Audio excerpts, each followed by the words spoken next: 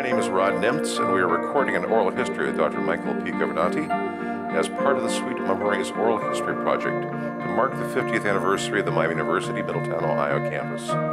This interview is taking place on Friday, July the 8th, 2016, in room 123 of the Voice of America Learning Center in Westchester, Ohio. Dr. Governanti, do I have your consent to proceed with this interview? Yes, absolutely. Prior to coming to MUM as executive director in August of 1986, what was your background in higher education? Well, I began my career at the State University of New York Agricultural and Technical College at Cobleskill. It was a two-year campus in the vicinity of Albany, New York, and I served there for about 5 years in various capacities. I started in student services and counseling, actually. Then I moved to Jamestown Community College in the far western part of the state. Jamestown had an open admission policy. It was one of the oldest community colleges, actually, in New York State. And at Jamestown, I was fortunate to serve a number of capacities. And from being the chairman of the Human Development Division, which included all of student services and physical education and athletics, moving over to the academic side of the house, so to speak, where I became an associate dean for instruction. And I worked with faculty in a number of faculty development programs and similar activities. From there, I became dean of the Cattaraugus County campus of Jamestown Community College, which is a long story that I'll try to make short, but Cattaraugus County was a rural county in western New York, a total population of about 80,000. They were interested in having a community college program, but they didn't have a large enough financial base to take that on. So they came to Jamestown Community College, which was in Chautauqua County, the adjoining county, and they asked Jamestown Community College if it would undertake to open and operate a campus in Olean, New York, in Cattaraugus County. You just finished describing the Cattaraugus County campus, and you became the first dean there. You were the founding dean of that campus, correct? No, I was actually the third dean. The first dean was actually our dean of instruction back at the main campus at Jamestown, and he got the project kicked off. And then we had a national search for a dean, who was Chuck Bolin, and he served for almost 3 years. Chuck went on, by the way, to become dean of one of the branch campuses in Ohio, up in Toledo.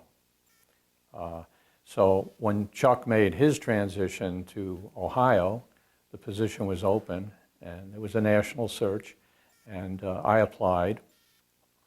And fortunately, I competed successfully with the candidates, and I was named dean of the Cattaraugus campus in 1983. Now, it was during this time you also did your doctorate work at Virginia Tech, wasn't it, down in Blacksburg? Well, back in '79, while I was at Jamestown campus, okay. I was fortunate enough to have a sabbatical leave. And having been a student in the SUNY system, State University of New York, where I took my bachelor's and master's degree at SUNY Albany, and then having worked in SUNY-based institutions, I was ready for a change.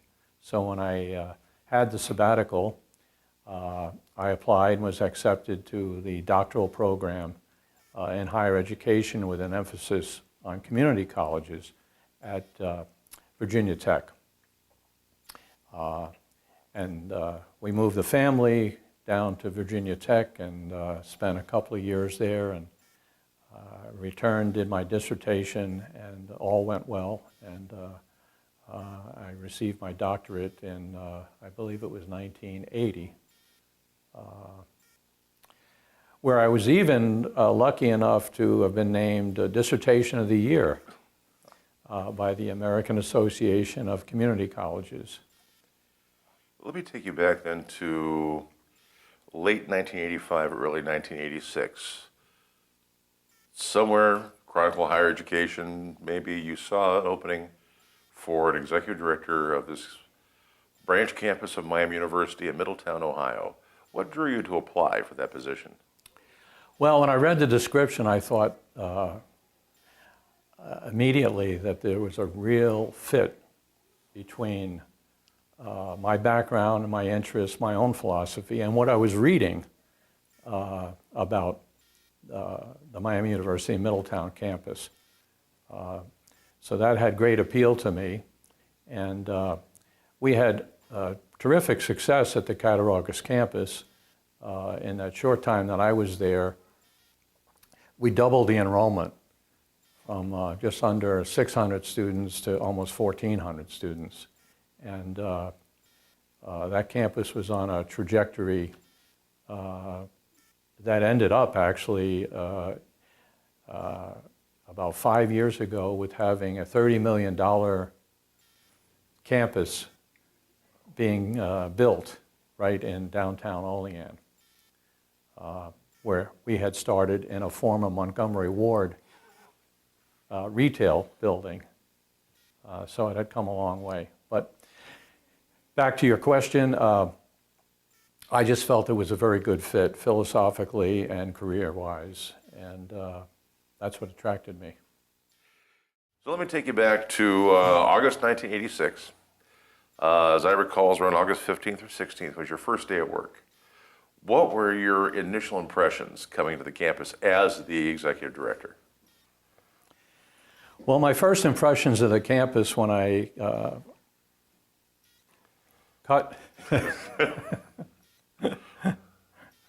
my first impressions of the campus on my very first day were sort of a wow. Here was this beautiful campus facility on 144 acres of wonderful wooded geography, located in the middle of the Miami Valley, a burgeoning region. A campus that had a tremendous history in terms of support from the community, had an excellent faculty and staff dedicated to the mission as an open admission, access and opportunity institution. And it just seemed, ideal for taking the campus further in its progress. And also being part of a grand experiment that was not only occurring in Middletown, but all over the United States. And the community college movement, of which I included Miami University Middletown, really got moving after the Second World War, and had a tremendous spurt in the late 50s, and then really accelerated in the 60s. And here was this campus, very much like a community college, except it was an integral part of a larger university.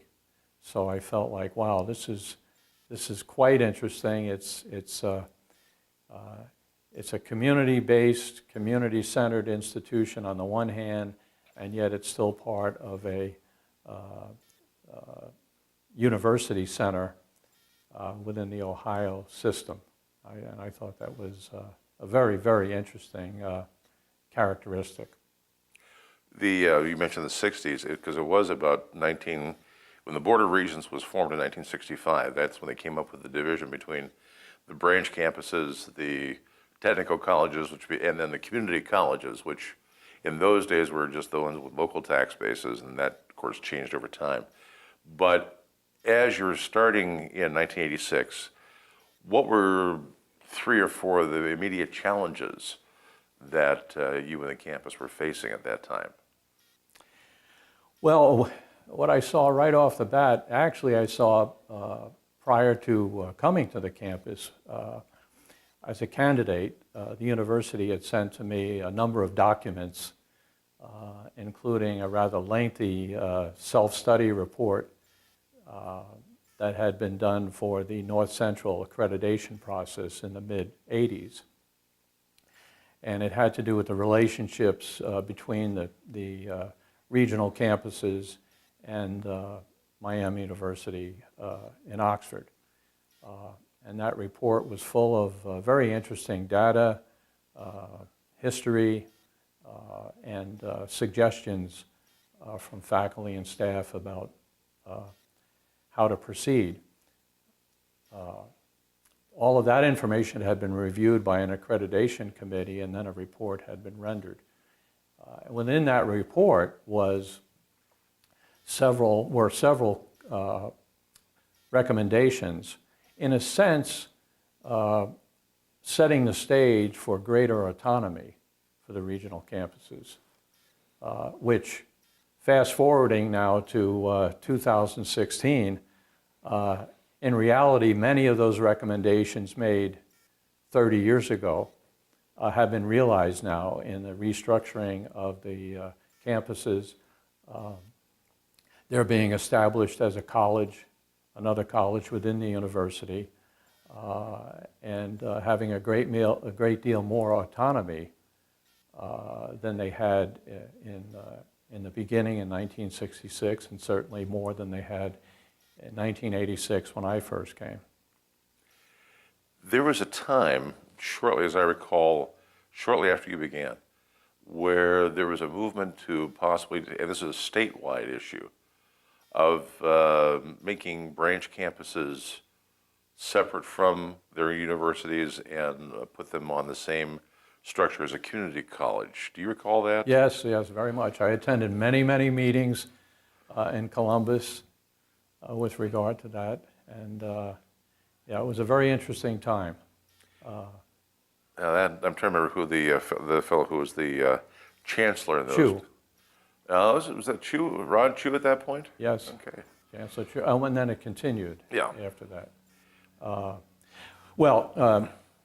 lot of that stemmed from the fact that the state was looking to really couple the statewide economic development plans and aspirations with the statewide educational institutions. And they wanted to see a closer marriage between those goals, statewide goals with regard to education and economic development, marriage between those and the goals and objectives and operations of the statewide educational institutions.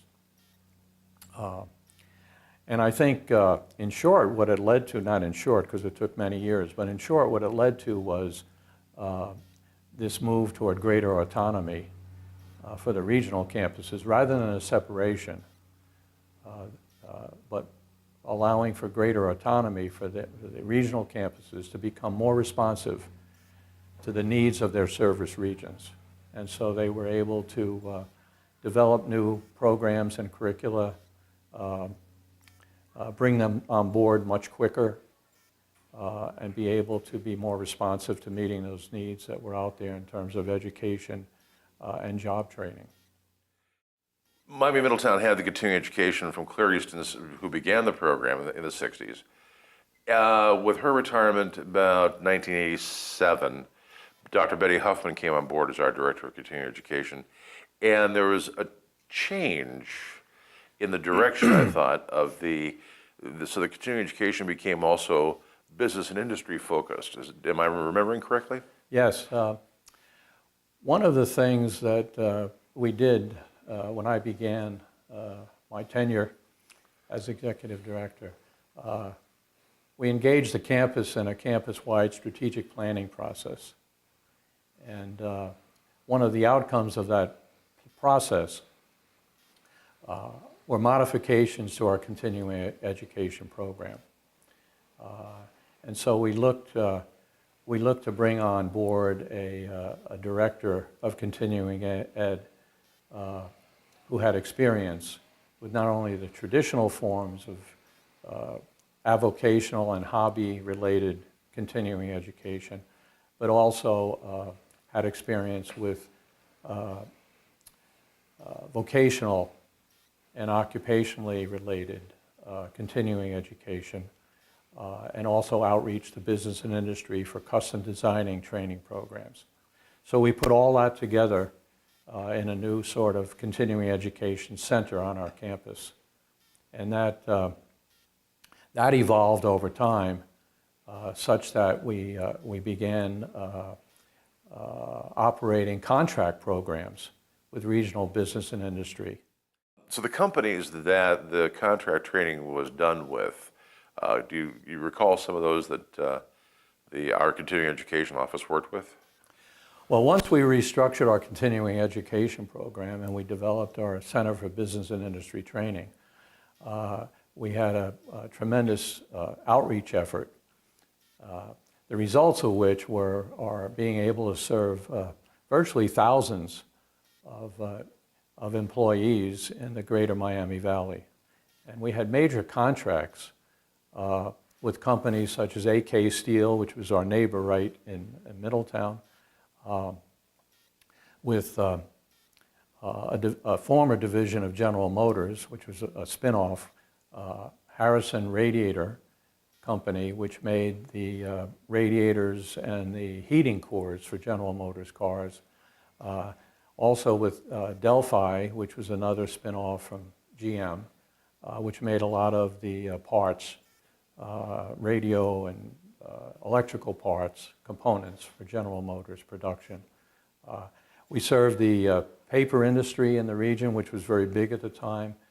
Appleton Papers was one up in nearby Dayton area. And we just served a myriad of companies, many of which were small businesses, in training, custom design training programs. So over time, we did virtually serve thousands of people in those focused and custom design training programs. It was during your time that a permanent computer center was built on the campus, correct? Yes, we had a fledgling computer center when I first got there, which had a small, dedicated, so-called mini mainframe that was vastly inadequate to meet the needs that existed at that time, and certainly vastly inadequate to handle any future development. So we set about to establish a new computer center with a proper kind of facility. At that time, the computers that were sort of the mini or mainframe computers to serve offices, faculty, staff, students, etc., had to be in a controlled environment. So when we built a new center, it was controlled for both temperature and humidity. And again, at that time, it was considered state-of-the-art. But what it allowed us to do was to ramp up very quickly our computing capability across the campus. And so more and more students were using computing. Faculty, we had a number of faculty development programs running to bring the faculty up to date on use of computing. And in fact, many of those faculty took the bull by the horns and really took off with the use of computing in their own teaching, which was a precursor really to the whole distance learning movement, which is another topic. But at the same time we were doing that work at the computer center, we had expanded Gardner Harvey Library, and we had also converted the catalog to a digital base. So all of that was happening seemingly at once. It was a very exciting time, and the faculty, I think, were quite stimulated in terms of what was happening, and little by little, they got on board in using computing. We used to chuckle about, I'll leave his name out of this, but we had we had one faculty member who was a holdout on using computing in his office. And then one day he saw what one of his colleagues was doing, and he got quite excited about it. And then all of a sudden, overnight, he became an enthusiastic user of computing in his own work and with regard to his teaching. So that was one of the major challenges I saw right off the bat. But another one was the fact that we had this wonderful campus, tremendous facility, beautiful setting, ideal location in the mid-Miami Valley, excellent faculty and staff. We had all the components for having truly a very successful community-based campus. And when I say successful, meaning that we would be able to serve a number of people that would be appropriate for the size and location and resources of the campus. And in a sense, what I was saying in the beginning was the campus was under-enrolled. So that was another one of my initiatives in the beginning, was to see how we could change that, how we could improve our ability to attract and retain students, ergo enrollment, management, and become less of the best-kept secret in the greater mid-Miami Valley. And that initiative spun off a number of things where we ramped up our community relations and outreach, where we expanded our community services, our partnerships with the public and private sector, and the expansion of a number of faculty initiatives on campus, including the Chemistry Education Center, which burgeoned over time, served literally hundreds and hundreds of science teachers in the region, and our Applied Social Research Center, which did, I probably can say by now, hundreds of focused studies for business and industry in the region. It's actually now that's gone on to the Applied Research Centers. It's well into the thousands. That was started and it really grew under you, under Dr. Bob Sufert, and it's now really because they're doing a lot of government work with a lot of government agencies and social service agencies. Yeah, terrific. It's taken off. Talking about the expansion of the computer center, there was the enclosure of the basement of Gardner-Harvey. There were other. Oh, you mean the open? Yeah, the open. The Gardner-Harvey had a rather large ground level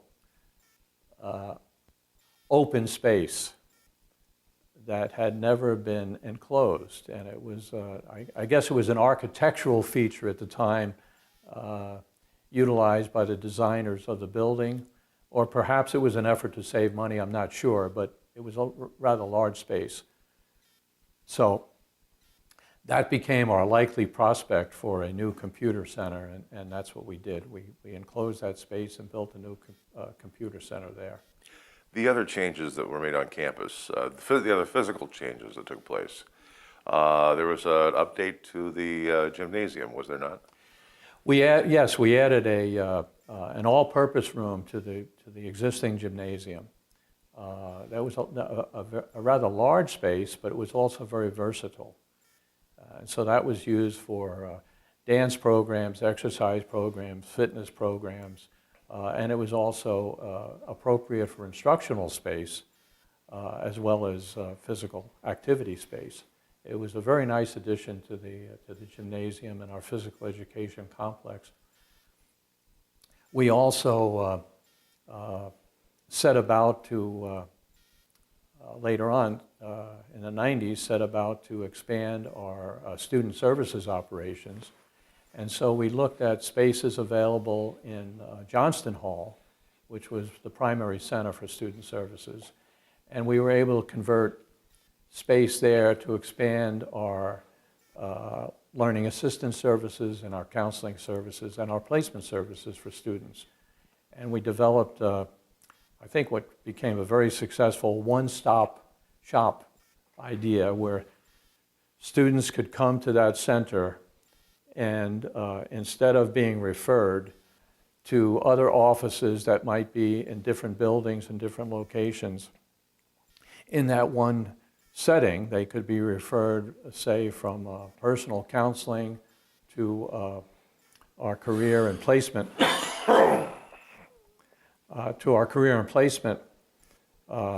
operation for occupational interest testing and the development of their own plans for career development and pursuit of a new job in a sense.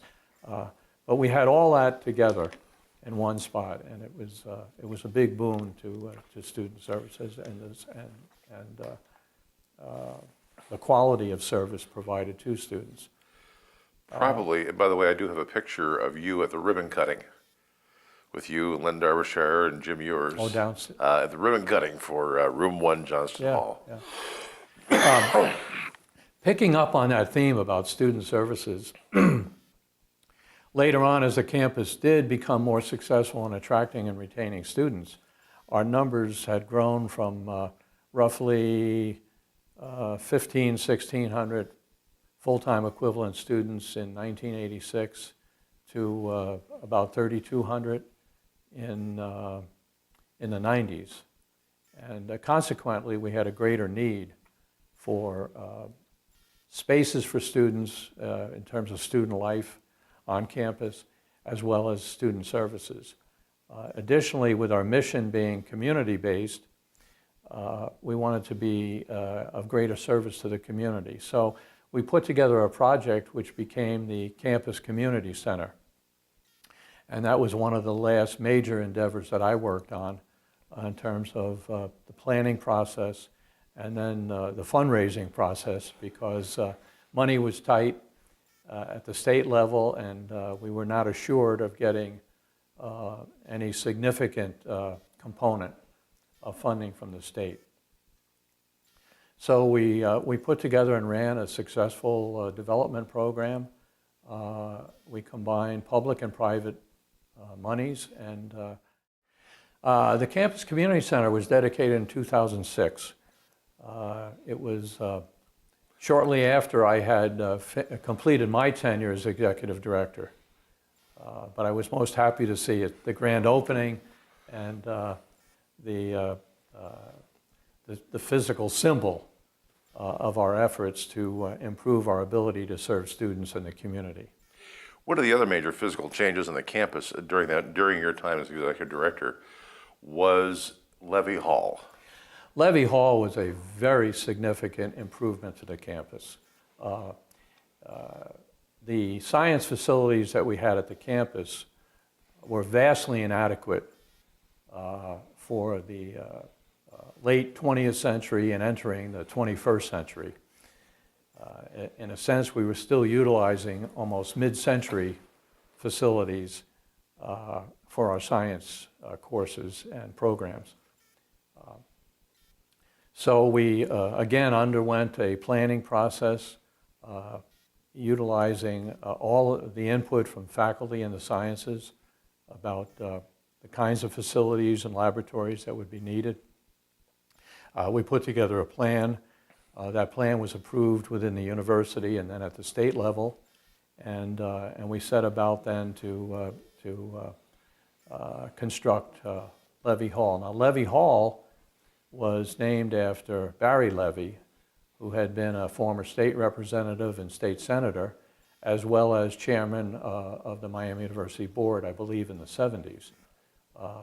But Barry had been a long-standing servant of the people, servant of education, and a major promoter of the campus and of higher education as a whole, public higher education as a whole. So we also had some assistance from Barry with regard to some private fundraising. That was a component of the total financial package, including state support as well. The culmination of all those efforts was the construction of Levy Hall, which provided us with state-of-the-art, truly state-of-the-art science facilities to serve chemistry, biology, botany, microbiology, and botany. Did I say botany already? Botany. In addition to that, the new Levy Hall housed our burgeoning chemistry education center, which I mentioned earlier, but which over time served literally thousands of science teachers, K through 12 science teachers in the region and statewide, and in some cases across the United States through their special summer programs. In fact, one year we had teachers that came from as far as Hawaii and Alaska to those summer training programs. But all this helped was helped through the establishment and construction of Levy Hall, bringing us into the 21st century with appropriate science facilities. You mentioned earlier serving the community, connecting to the community. I know that one of the hallmarks of your time as executive director was some very active programming, not necessarily with a high school connection, but going to the middle school and the elementary schools. I'm thinking of the McKinley projects and taking our faculty to the local schools and bringing those students to the campus. Could you talk about that a little bit? Yes. Part of our mission in serving the community was to assist where needed. And I had meetings with our regional public school officials, superintendents, and principals, and learned that they too had a variety of needs for their faculty to develop their skills and for their students to have enriching experiences beyond the usual kinds of programming occurring in the schools. So we set about to form partnerships with Middletown High School and the Middletown Elementary Schools, and one of which was a very close relationship with McKinley Middle School.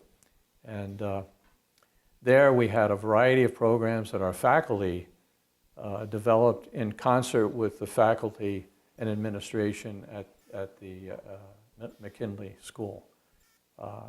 So the students were benefited through a variety of enriching programs that were coming to them through our campus and our faculty and staff. And it was a splendid partnership. Likewise, we did similar things with the high school. And then we also developed partnership with Butler Tech in our region, which was the county-wide secondary vocational school. And we had a great relationship with Butler Tech. Again, we developed a number of partnership programs where our faculty would go to Butler Tech and assist them as they were developing their programs and curricula. In some cases, our faculty, our engineering technology faculty, actually went and helped their faculty learn how to utilize some of the new computer-controlled equipment that they were receiving as they were developing their programs and undergoing tremendous expansion. So, yeah, we had a number of these wonderful partnerships that were mutually beneficial because it provided an avenue for our faculty and staff to apply their skills and talents and find stimulation, professional stimulation and gratification from doing that, and on the other hand, benefit directly the schools and their students. The partnerships with the schools speak to one end of the age spectrum in working with the community. But the average age of a MUM student has always been a little bit older than the traditional 18 to 21. And so we did have, I know, the term adult student or the non-traditional student was used. We had a lot of people who were maybe retraining in the workforce. We had, and I wonder if you could speak to some of the work and how it evolved over time in working with veterans, the veteran services that we provided. One of the main components of our mission was to serve the needs of students regardless of age. So earlier I talked about the kinds of things we were doing with the younger students, pre-college if you will. down into the elementary levels. But we also did a variety of programs and services for adults in the community, many of whom were our students, but also adults who were not necessarily students. And this spawned programs that were operated through both our continuing education and our regular programs and services. So as we looked at meeting the needs of adult students, we also realized that among our adult student population were veterans who had a variety of needs. And we expanded our outreach to veterans both by way of recruitment efforts as well as service on the campus for existing students who were veterans. Early on, we had a veterans representative on our campus but one day a week, and then over time that expanded quite a bit. Of course, back in the mid-'80s, the veterans being served were largely Vietnam era and post-Vietnam era veterans. These were the programs we set up back then were the precursor to the greatly expanded, wonderful programs serving veterans today on the campuses in the era of the Iraq and Afghanistan veterans. So I think Miami's done a wonderful job in reaching out to veterans, serving them in many ways, and helping them be successful as students, and more importantly, successful in their post-service role as citizens. The idea of outreach in the local community was one thing, but it was during your time as executive director that the Middletown campus sort of reached back to its roots in the 1940s of reaching out into the local communities, using local schools for teaching and offering classes. Miami went to Middletown first in 1946, for example, through academic centers. It was while you were executive director that the Middletown campus took the lead into taking Miami classes out further into the geographic region. I wonder if you could talk about that just a little bit. As we did our strategic planning, and we didn't do it just one time, about every 3 years we updated our strategic plan.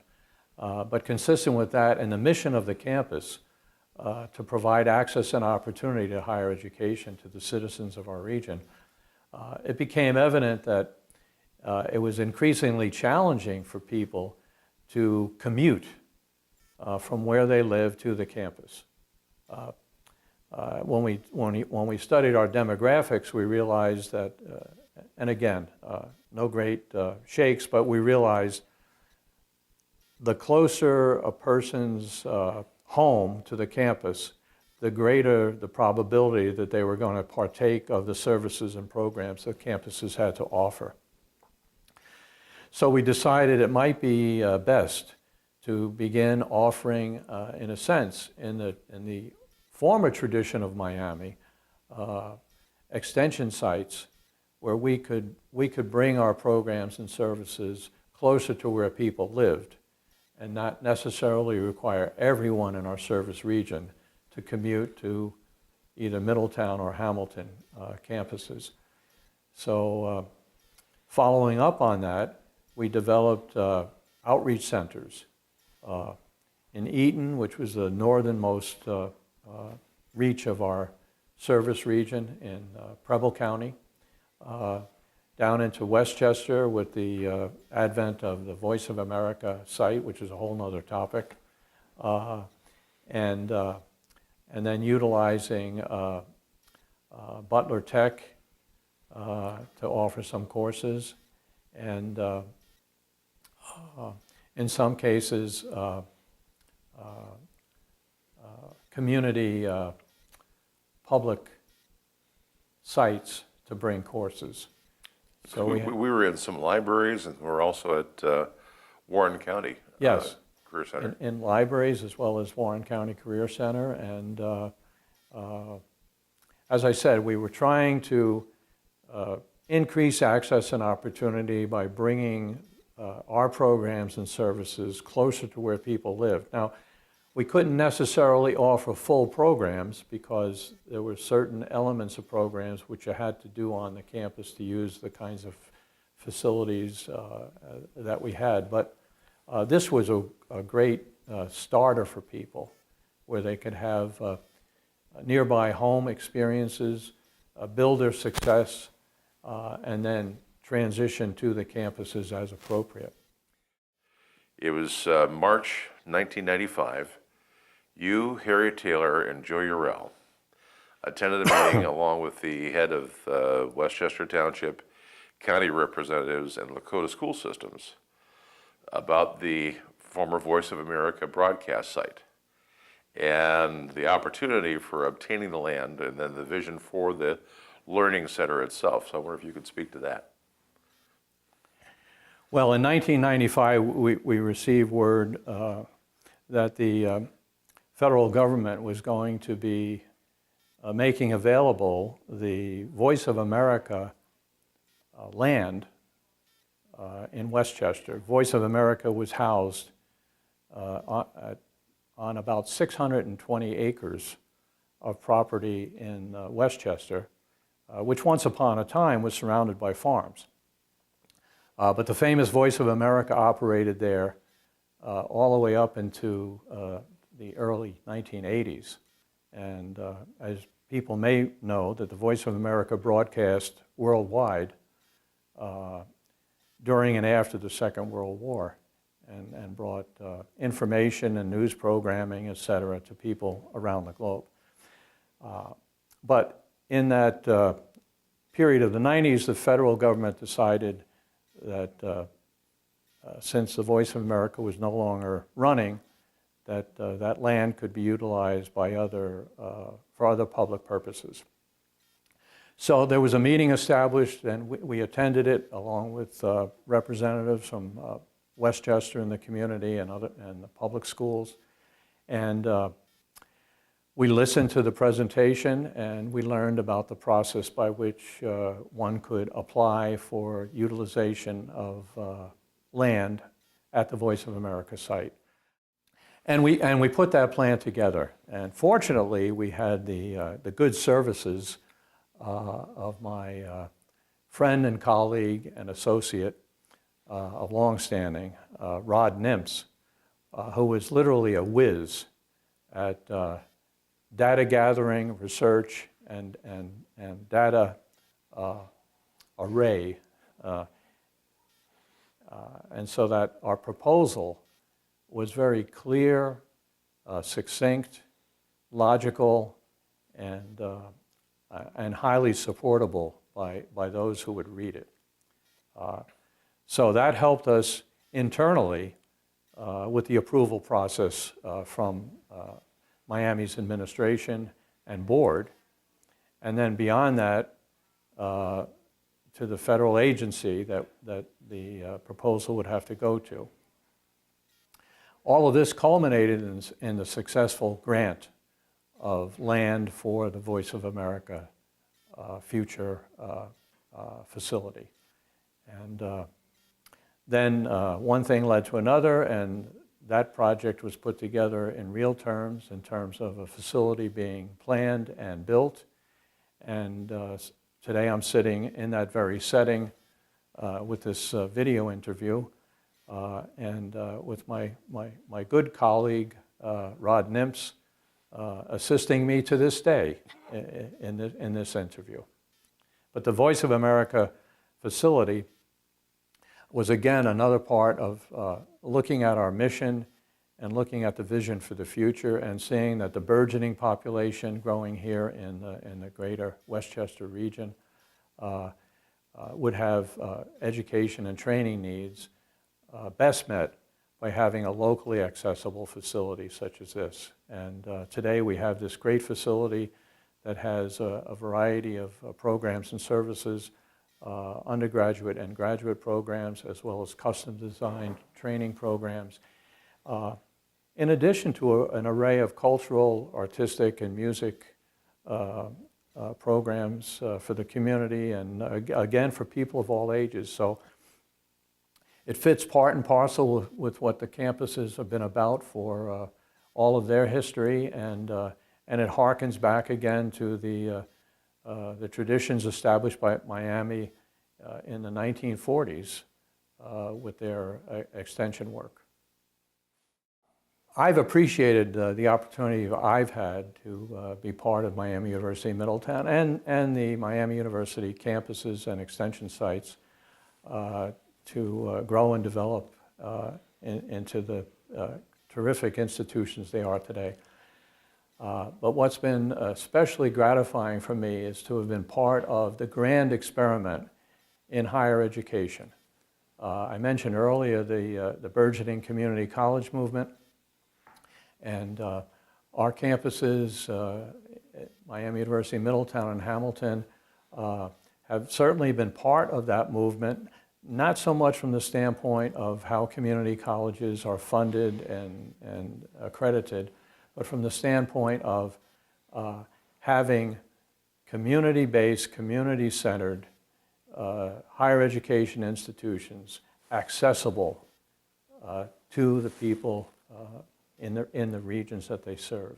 And it's been a grand experiment, and I think to a large extent it's been very successful as we look at the students' achievements, the tremendous obstacles that they've had to overcome, and the lives that they've gone on to lead in very constructive ways. So it's been gratifying to me to look back on all of this and to realize that I've been lucky enough to have had this kind of career, to be associated with outstanding faculty and staff, community supporters, and it's just been a nice touch for me. So I want to say thank you to all of you who might have had a role in this, and wish everyone well for the future.